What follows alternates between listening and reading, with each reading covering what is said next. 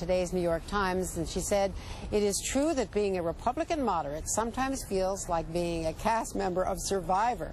You're presented with multiple challenges, and you often get the distinct feeling that you're no longer welcome in the tribe, but it is truly a dangerous signal that a Republican senator of nearly 3 decades no longer felt able to remain in the party." Senator Snowe joins me now from Capitol Hill. Senator, good to see you. Do you feel like an endangered species? And one question that comes to mind is, you've said in the past that you've had contacts from Democrats trying to bring you over to the other side. Any recent contacts? Anybody, Joe Biden, anybody else trying to reach out to you? No, not recently. Obviously, overtures have been made in the past, not surprisingly. But, I am, comfortable with my own Republican identity and adhering to the basic traditions of the Republican Party that, frankly, I think we have to return to if we're ever hoping to recapture the majority in future years and to rebuild our future, because clearly that's what's going to happen. I think it's the departure from those traditional positions on fiscal responsibility, strong national defense, individual, opportunity, and nurturing those issues that are so important to the Republican Party that we have really withdrawn from and moved towards an ideological right that has contributed to our erosion as a strong national party. Well, in fact, Mitch McConnell, certainly the party chairman, Michael Steele, initial reaction to Arlen Specter was that he was a left-winger. Do you think Arlen Specter is a left-winger, and were you happy with the way your party leaders responded to his decision? I don't think it was constructive response, frankly. I think that we as a party and our leaders have to recognize the reality of the situation that we're facing when we've lost 13 Senate seats, more than 50 House seats in the last 2 elections. Someone described that as akin to a 100-year flood. So those are catastrophic losses for any political party, let alone, of course, the Republican Party that just, in recent times had been the majority. So I think that they've got to recognize the reality.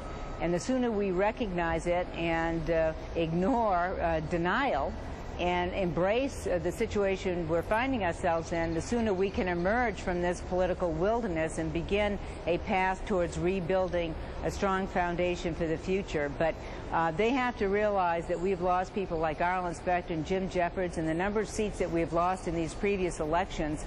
We're losing some, not only some very good people, some very difficult seats to replace in the future if we don't reorient the philosophy and the views and the foundation of the Republican Party that really has disaffected and alienated so many Americans, including mainstream Republicans who have left our party. So that is deeply troubling, and one that the Republican Party better recognize, or will continue on this path of considerable erosion of our base. If only 21% identify with us as Republicans, that alone raises some very serious and profound questions about the future viability of the Republican Party.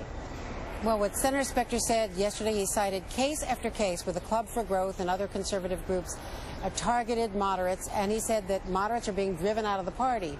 Are you open at all to an appeal? What if the party leaders don't change? Would you consider switching over also?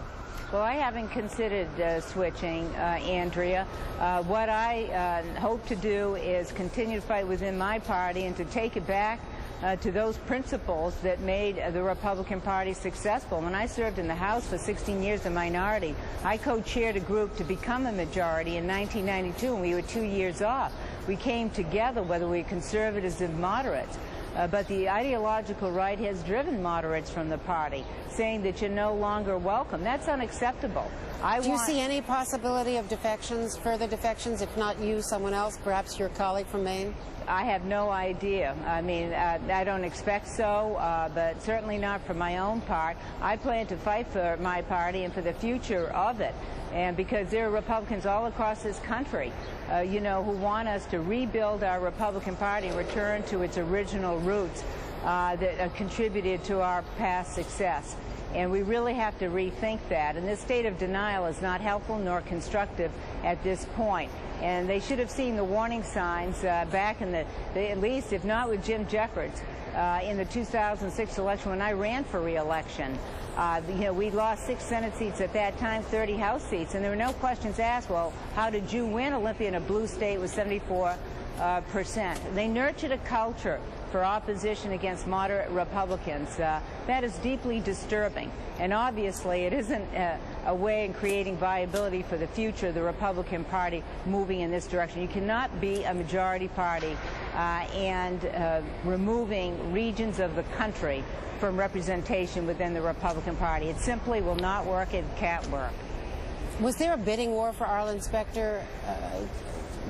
Clearly they cleared the field of any primary opponents, and he hinted that he might have a shot at the appropriations chairmanship down the road. Was there a bidding war, and was this rank opportunism, as Republican leaders have said? Well, Andrea, everybody has to make their own decisions as to why they make the moves that they do. I think that in this instance, obviously Arlen had to do what he thought was appropriate, given his political challenges within the state of Pennsylvania. I know him to be hardworking, earnest, thoughtful, and obviously he had to give this, considerable thought, because it was obviously a very difficult decision on his part, and it's regrettable because I do believe it could have been avoided in so many ways in the past if the Republican Party had begun, I think, to build a more inclusive approach for all Republicans and sending that message out and being receptive to it. And clearly they did not do that, and ultimately we're bearing the consequences with his departure.